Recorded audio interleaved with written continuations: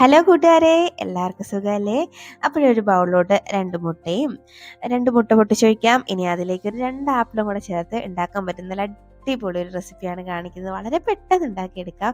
നല്ല ടേസ്റ്റിയാണ്. പിന്നെ അതുപോലെ ഈ വെയിറ്റ് ലോസ് ഒക്കെ ചെയ്യുന്നവർക്കൊക്കെ ചെയ്യാൻ പറ്റിയ ഒരു റെസിപ്പിയാണ് കേട്ടോ. അപ്പോൾ എങ്ങനെ ഉണ്ടാക്കുന്നത് കണ്ടു നോക്കാം. അതിന് വേണ്ടി ചാനൽ ഇതുവരെ സബ്സ്ക്രൈബ് ചെയ്ത ആരെങ്കിലും ഉണ്ടെങ്കിൽ പ്ലീസ് ഒന്ന് സബ്സ്ക്രൈബ് ചെയ്ത് സപ്പോർട്ടോടെ ചെയ്തേക്കണേ.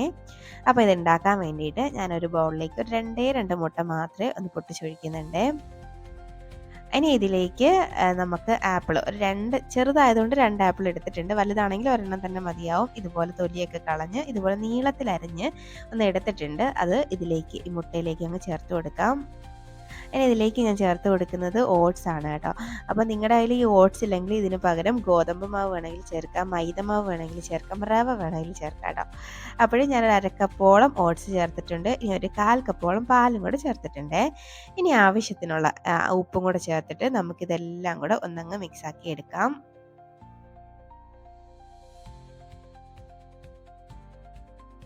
ഇതുപോലെ നല്ലപോലെ മുട്ടയൊക്കെ ഒന്ന് ഉടച്ച് നല്ലപോലെ ഒന്നങ്ങ് മിക്സാക്കി എടുക്കണേ.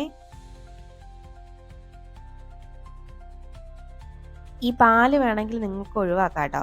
അപ്പം ഞാനൊരല്പം പാല് ചേർത്തു എന്നേ ഉള്ളൂ.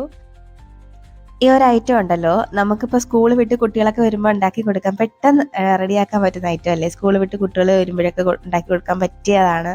അതുപോലെ നമ്മൾ ഈ വെയിറ്റ് ലോസ് ഒക്കെ ചെയ്യുന്ന സമയത്ത് നമുക്ക് ഉണ്ടാക്കി കഴിക്കാൻ പറ്റിയ ഐറ്റമാണ് കേട്ടോ. പെട്ടെന്ന് തന്നെ വയറ് നിറയെ നല്ല ടേസ്റ്റിയുമാണ്. അപ്പോൾ ഞാൻ ഇതിലേക്ക് ഒരു 1/4 കപ്പോളം ഓട്സും കൂടെ ചേർത്ത് കൊടുക്കുന്നുണ്ട്. നമ്മുടെ ബാറ്റർ കുറച്ച് ലൂസാണെന്ന് തോന്നിയിട്ട് അപ്പോൾ അതും കൂടെ ചേർത്തിട്ട് ഒരു അല്പം ഉപ്പും കൂടെ ചേർക്കുന്നുണ്ട്. ഉപ്പ് ഒത്തിരി കുറവായിരുന്നു കേട്ടോ. അപ്പോൾ വീണ്ടും നല്ല പോലെ ഒന്നങ്ങ് മിക്സാക്കി എടുക്കാം.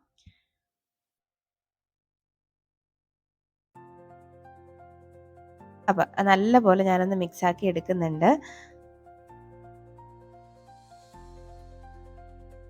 ഇപ്പോൾ നമ്മുടെ ബാറ്റർ ഇവിടെ റെഡി ആയിട്ടുണ്ട്. അപ്പോൾ നമുക്കിതങ്ങോട്ട് മാറ്റി വെക്കാം. ഇനി ഒന്നുമില്ല, വളരെ എളുപ്പമാണ്. ഒരു പാൻ അടുപ്പത്തേക്ക് വെക്കുക. അതിലേക്ക് കുറച്ച് ഇതിൽ നിന്ന് എടുത്ത് അങ്ങോട്ട് വെച്ചിട്ട് ഒരു ദോശയുടെ ഷേപ്പൊക്കെ, ഒരു കുഞ്ഞ് ദോശയുടെ ഷേപ്പൊക്കെ നമുക്കൊന്ന് ആക്കിയെടുക്കാണ്ട് ഇതുപോലെ. അപ്പോൾ കറക്റ്റ് ഒരു റൗണ്ട് ഷേപ്പിലൊന്നും കിട്ടില്ല. അതിൻ്റെ മുകളിൽ കുറച്ച് എള്ളും കൂടെ ഒരു ഭംഗിക്ക് വേണ്ടിയിട്ട് ഞാൻ ചേർത്ത് കൊടുക്കുന്നുണ്ട് കേട്ടോ. അപ്പോൾ ദാണ്ടേ ഇതുപോലെ ഏത് ഒരു പാനിൽ നമുക്ക് ഒരെണ്ണമൊന്നുമല്ല 2, 3, 4 ഞാനിപ്പോൾ ഇത് ഓരോന്ന് ചുട്ട് കാണിക്കുന്നത് ഞാനിപ്പോൾ വീഡിയോ എടുക്കുന്നതുകൊണ്ടാണ് കേട്ടോ. അല്ലെങ്കിൽ 2, 3 ഒക്കെ ഞാൻ ഉണ്ടാക്കാറുണ്ട്. അപ്പോൾ ഇതൊന്ന് അടച്ച് വെച്ചിട്ട് നമുക്കൊന്ന് വേവിച്ചെടുക്കാം.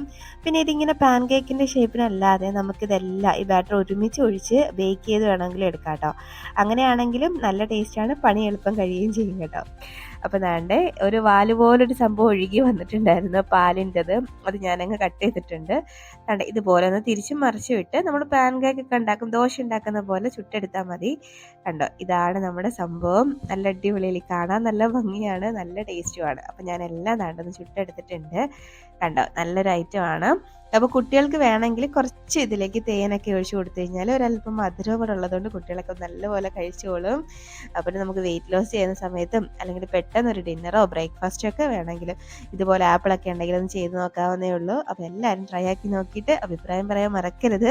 അതുപോലെ വീഡിയോ ഇഷ്ടമായാൽ ലൈക്ക് ചെയ്യാനും മറക്കരുത് കേട്ടോ. അപ്പോൾ ഇനിയൊരു റെസിപ്പിയുമായിട്ട് വീണ്ടും കാണാം. അതുവരേക്കും ബൈ. Thanks for watching.